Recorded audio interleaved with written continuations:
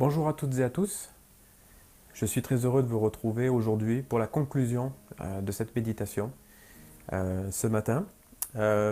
J'espère que vous avez apprécié et notamment la participation des plusieurs intervenants qui étaient là pour vraiment enseigner sur ce texte et nous apporter des éclairages sur chacun de ces versets. J'espère que ça vous a plu. Pour débuter, je voudrais qu'on relise le passage en entier ce matin. Matthieu chapitre 5, versets 1 à 12. Voyant la foule, Jésus monta sur la montagne, et après qu'il se fut assis, ses disciples s'approchèrent de lui. Puis, ayant ouvert la bouche, il les enseigna et dit, Heureux les pauvres en esprit, car le royaume des cieux est à eux. Heureux les affligés, car ils seront consolés. Heureux les débonnaires, car ils hériteront la terre. Heureux ceux qui ont faim et soif de la justice, car ils seront rassasiés. Heureux les miséricordieux, car ils obtiendront miséricorde. Heureux ceux qui ont le cœur pur, car ils verront Dieu.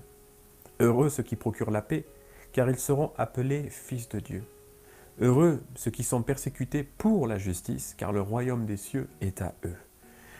Ça conclut les 8 bénédictions. Verset 11 que nous avons vu hier. Heureux serez-vous lorsqu'on vous outragera, qu'on vous persécutera, et qu'on dira faussement de vous toutes sortes de mal à cause de moi. Verset 12. Réjouissez-vous et soyez dans l'allégresse, parce que votre récompense sera grande dans les cieux, car c'est ainsi qu'on a persécuté les prophètes qui ont été avant vous. Amen. Nous avons parcouru donc les 8 bénédictions de Jésus sur la montagne. Car Jésus s'adresse en fait à 8 catégories de personnes en particulier. Jésus veut nous interpeller directement dans ses déclarations.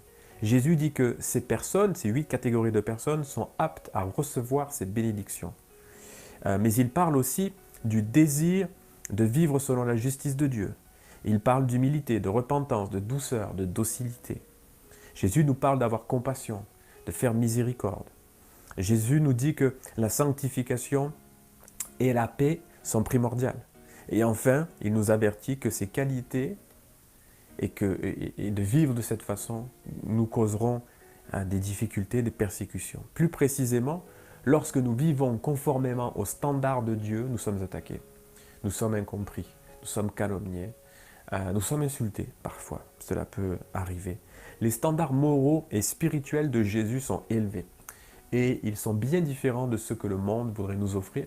Donc ça se confronte, ça se heurte, ce qui est tout à fait normal. Ils s'opposent. Vivre en contre-courant, c'est très difficile.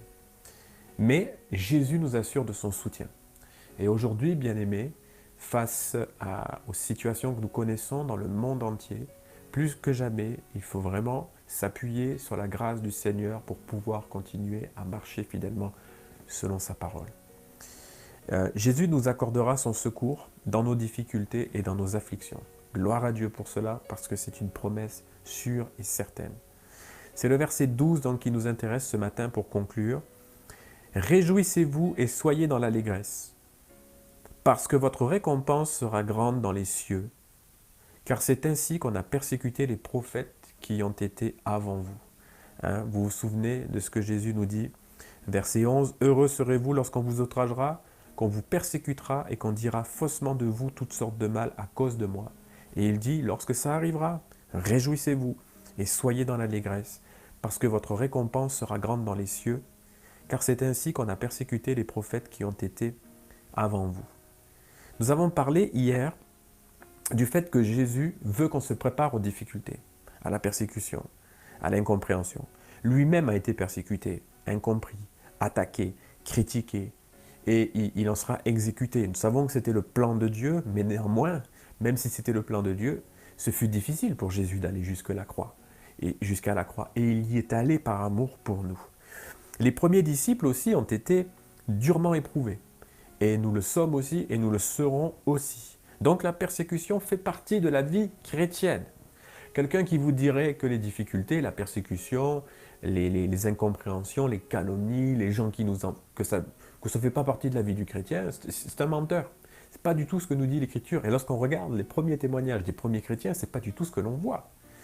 Il ne faut pas croire que tu es chrétien, on t'accueille les bras grands ouverts, on t'ouvre toutes les portes et on te laisse faire et dire tout ce que tu veux. Bien au contraire, lorsque tu comment dire, lorsque tu établis que pour toi, les règles qui comptent, les enseignements qui comptent, ce sont ceux de Dieu dans sa parole, oulala, il y a pas mal de personnes qui ne sont pas d'accord avec nous, hein. Et la persécution, en fait, doit être considérée comme un moyen d'être béni par Dieu. Je ne dis pas que c'est une bénédiction, c'est-à-dire, je ne vais pas dire à quelqu'un qui est persécuté, waouh, t'es béni. Mais en fait, Jésus veut qu'on regarde le fait d'être persécuté comme étant un moyen qu'il va pouvoir utiliser pour nous bénir. J'espère que j'ai bien été compris dans ce que j'ai dit, parce que je sais et je peux comprendre, même si je ne l'ai pas vécu moi-même, que la persécution, c'est quelque chose de douloureux et d'extrêmement difficile à traverser. Les formes de persécution que j'ai connues moi-même, c'était des insultes, c'était des menaces, on m'a bousculé, mais ce n'est jamais allé jusqu'à des menaces de mort, ou m'enfermer en prison, me priver de nourriture, ou de choses comme ça. Mais c'est de la persécution dans les deux cas. Je suis convaincu que Jésus veille particulièrement sur ceux qui sont persécutés. Jésus sait que ses souffrances et ses difficultés sont endurées à cause de lui. Jésus le sait, alors il est là. Il est à nos côtés. Jésus parle dans ce dernier verset de l'attitude à avoir dans la persécution. Et ce n'est pas facile à entendre quand même, je dois dire. Parce que Jésus dit d'abord, réjouissez-vous. C'est Jésus qui le dit. Et il ajoute, soyez dans l'allégresse. Quand vous avez une promotion au travail, c'est facile de se réjouir, d'être dans l'allégresse. Ou une réussite dans la vie.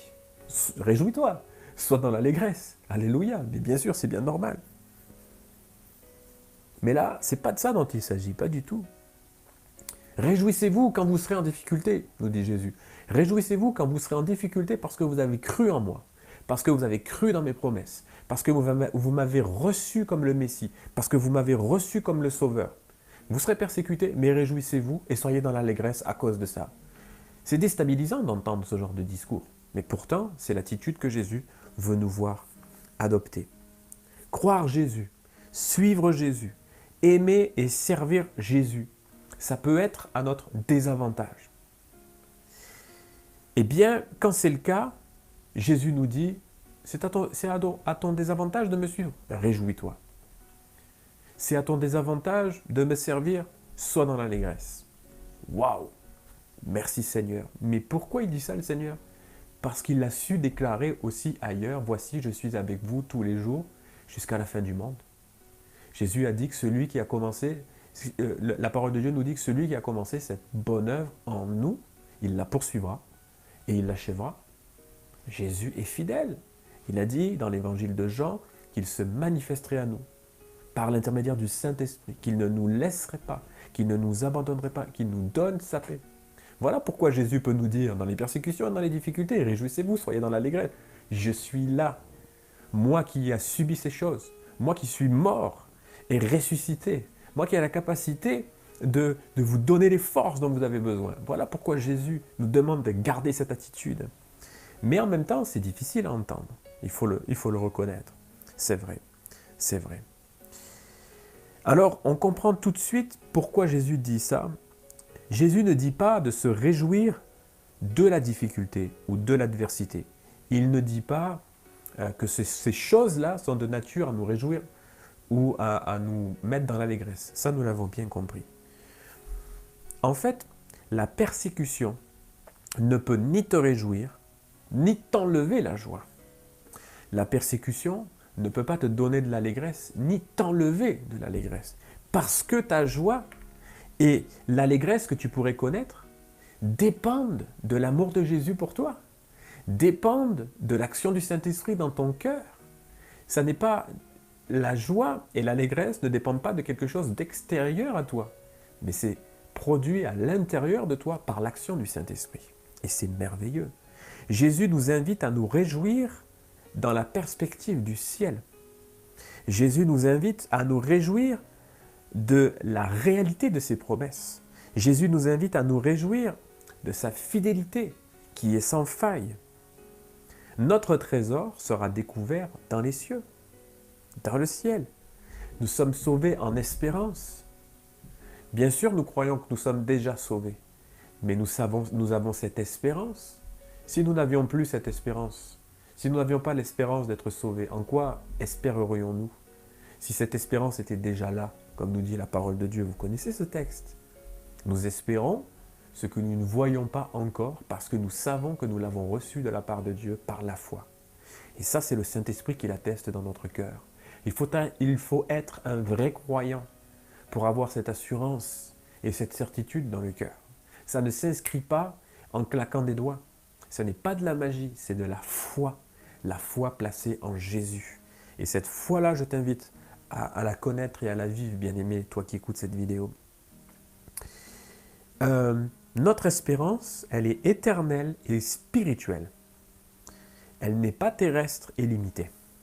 C'est pourquoi Jésus termine en parlant des prophètes.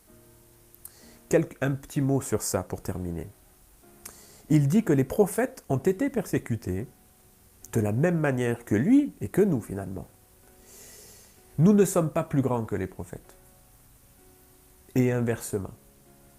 En revanche, comme eux, nous pouvons nous réjouir de la perspective du salut. Ce que je disais il y a un instant.